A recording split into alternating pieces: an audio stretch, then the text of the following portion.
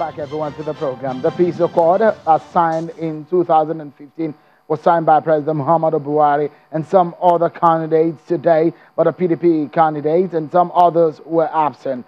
Two similar agreements were signed in 2015, which required the candidates to avoid any act that may lead to the outbreak of violence before, during, and after the election. Let's get back to the conversation, everyone. I have a very distinguished panel on the program, on the last lap of the program. Joining me is a professor of law and a vice chancellor of Bayes University and a former director general of the law school, Professor Tahir Mamman, and also Mr. Umar, former spokesperson to the former vice president and the spokesperson of the PDP Presidential Campaign Council. Thank you so much for coming on the program. You're welcome, sure. Professor, good to be here. Are you at peace with the situation of the country in this present political climate?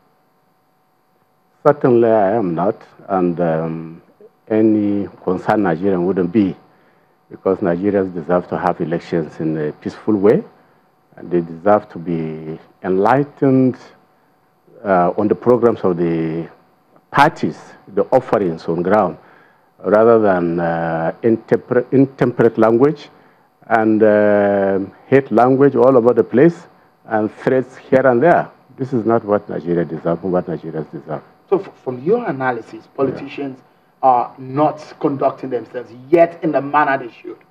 Certainly they are not. Much can be improved. And this could threaten our election, is it? Oh yes, oh yes. The election and the peace of the country, yeah. I mean, it's worsened, heightened by the situation of fake news and the issues on the social media of how people go about with hate speeches on the social media. It's so much.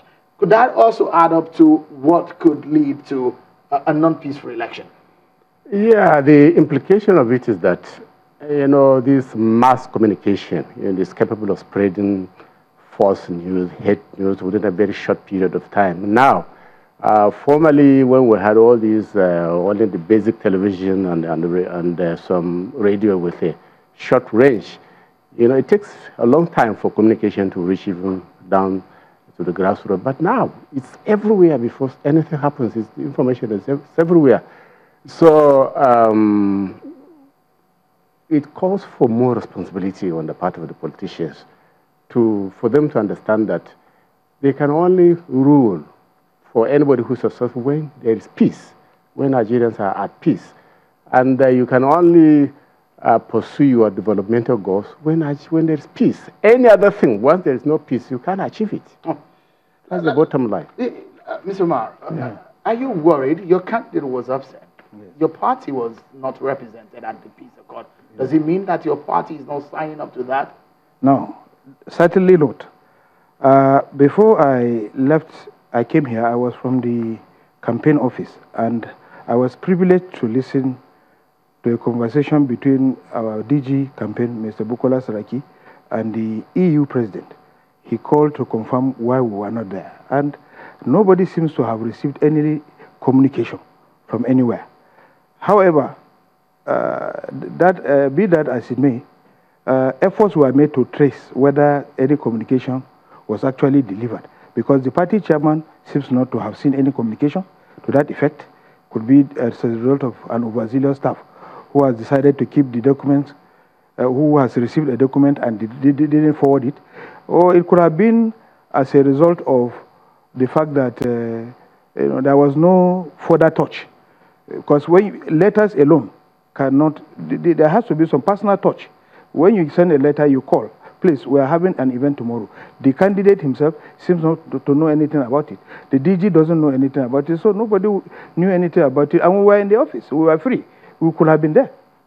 So it's different from the perception that maybe because your party is absent, you're not signing to be peaceful. Why not? We are going to sign any document that will ensure peace and transparent election.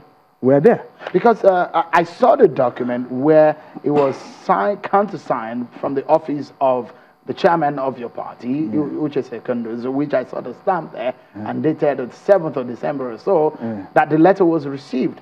So the question will be, how do you pass the message across to Nigerians? The body language, from what we have seen in 2015 till now, it seems there will be a lot of tension in the land.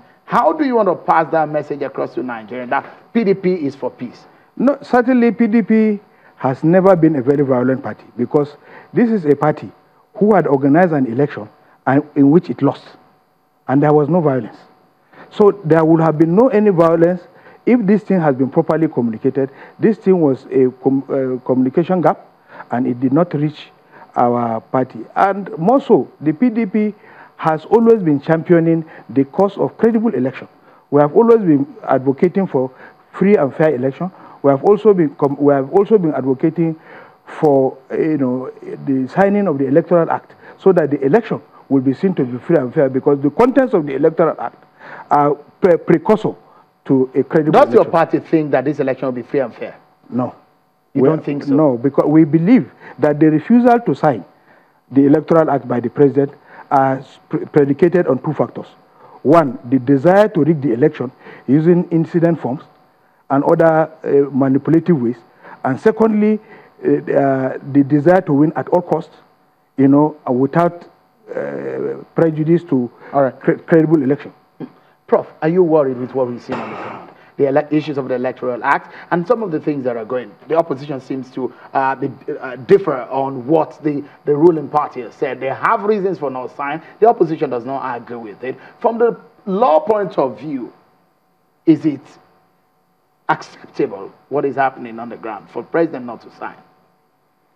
Well, the first general point I will make is that our politicians should learn to agree on something that is for national value, to be able to develop some consensus. And then two, we need to minimize people being hysterical about things which actually may not necessarily be. I am not too worried about the Electoral Act Amendment Bill not being signed because apart from the other reason which is mentioned about the protocols, the West African and international protocols about how close an electoral bill ought to be signed to an election, there are some major reasons which, to my mind, we should be able to agree on. One, elections go through three phases. One is the primary stage, and then the elections proper, and then the post-elections. Controversies usually which end up with lawyers, with litigation, and that sort of thing. Now, Electoral Act, apart from a constitution, it was one of the most important legislations that we have, any country can have, particularly in our own case in a third world country where everything is controverted. So every single thing there, including which may even be a comma, can mean so much. I've seen some of the reasons given by the president, some of the technical reasons attached to it. And I think there are things which we need to be careful about. We need to bring you back on the program to talk about some of these reasons, but I'm afraid we're out of time. But it's a great pleasure having to talk to you. Very interesting panel tonight on the program. Professor Mamman, the Vice Chancellor of Base University and a Professor of Law. Thank you so much for coming. And Mr. Umar also is the spokesperson of the PDP Presidential Campaign Council. Thank you so much, gentlemen, for coming on the program. Such a pleasant evening. Thank you so much. Well, that's our show for tonight, everyone. Many thanks for being part of it. I'm Shinwa Kimale. Bye-bye.